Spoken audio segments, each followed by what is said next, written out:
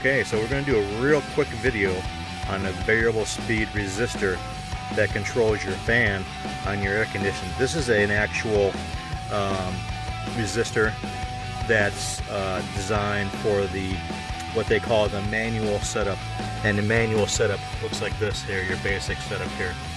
All right, and they run anywhere from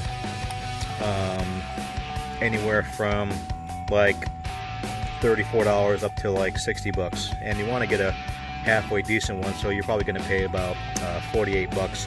Basically, you got your variable resistors in here, different resistors actually, and that's what cools off inside the blower box when it runs, so it keeps the resistors cool. It's also got a power adapter here, and it also has a relay and another connector here for the variable speeds. This will control all the speeds. Now, the thing to note is if your speed goes out, like number 1, 2 goes out, and then eventually 4 and 5, and then maybe 3 or maybe 4 or maybe 2 stays on, this is what your problem is going to be. A lot of times some people can actually just go like that or tap on the actual box underneath there and the fan will kick back on. That's just the stuff internally jolting around and kicking in. But only one speed is actually going to happen like that, so that's how you know you got an issue with either this resistor or the fan motor. Okay, 99% of the time it's going to be the resistor. Okay, so let's get into taking it apart.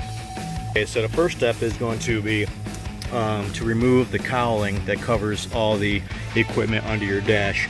There's going to be 4 of these 9 32nd bolts here. Okay, the one that's here is a little bit harder to get out, and the one over there is easy to get out, but I don't take the other one out. It's easy to just drop the 3 here. It'll come right down and just push it to the side. It's just really loose there. It's not really super tight. All right, so when you look under here, it's a very simple setup. You're just going to take this piece, okay, right here.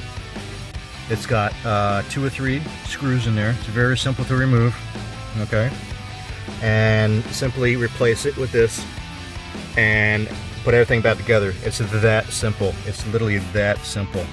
All right, so take your bolts out here, unplug this, take your bolts out, drop this down, the module, okay, put the other one back in, plug everything back up, put your cowling back on, and you're ready to go. It's that simple. So your speed control is just that simple to install. This will take you 20 minutes even if you have no idea what you're doing. Okay, so it's that simple. Hope you enjoyed the video. Hope that helps you out. Have a great night.